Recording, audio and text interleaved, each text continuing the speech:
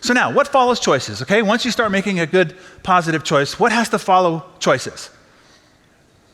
Action, yeah. Behavior has to follow choices, and that's the next line of code in rewiring your operating system. You can't just sit on your couch and go, I'm making a different choice. No, you gotta get up off the damn couch, out the front door, gotta make something happen. So behavior has to follow choices. So there's 3 surefire ways to change your behavior. Now here's the problem. 95% of all your behavior is unconscious. You're not even aware of your behavior. 95% of it has become unconscious, whether you know it or not.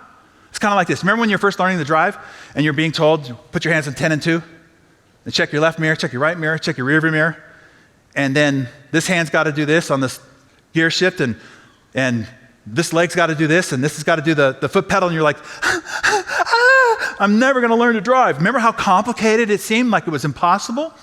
Well, what about now? Now you can drive down the freeway and put your makeup on. I've seen it. Shave, right? Eat. Have you ever been driving down the freeway and you look up all of a sudden, you're like, I'm like 3 exits past where I was supposed to get off. Anybody have that experience? Well, what does that mean? You've been driving for the last 3 miles completely brain dead. Because driving has become unconscious. You can drive without having to think about it. 95% of all your behavior is unconscious. The way you show up to the office, the way you interact with your patients, and the way you interact with your staff, the way you walk, talk, all of that is unconscious. So we got to make the conscious conscious. And the way that my mentor, Jim Rohn, put it, he said, look, if you want to have more, and all of you said you want to be more successful, it's not a doing process. He said, if you want to have more, you have to become more. It's the basis of your behavior, becoming more. He said, success is not something you pursue. What you pursue eludes you. It could be like trying to chase butterflies. You'll be eluded. He said, success is something that you attract by the person you become. Success is a becoming process of accumulated behavior. Another example to this, just to show you how to actualize this.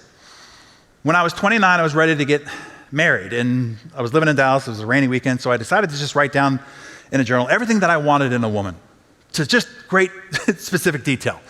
The texture of her hair, the color of her eyes, where she wanted to travel, her taste in music and food, and her personal philosophies, and how she wanted to raise children, and the kind of decor that she'd like in the home, the whole bit. I wrote 40 pages of everything I wanted in a woman.